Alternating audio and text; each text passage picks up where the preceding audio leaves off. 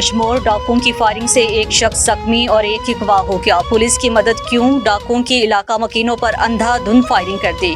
3 रोज कबल मुसल्लह डाकुओं की कश्मीर नाइज कोर्ट के करीब पुलिस मोबाइल पर अंधाधुंध फायरिंग का वाकया।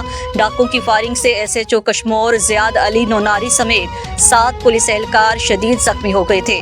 डाकुओं की फायरिंग की आवाज़ सुनकर नाइज बरादरी बड़ी तादाद में बरवक्त जाए वारदात पर पहुंच गई थी।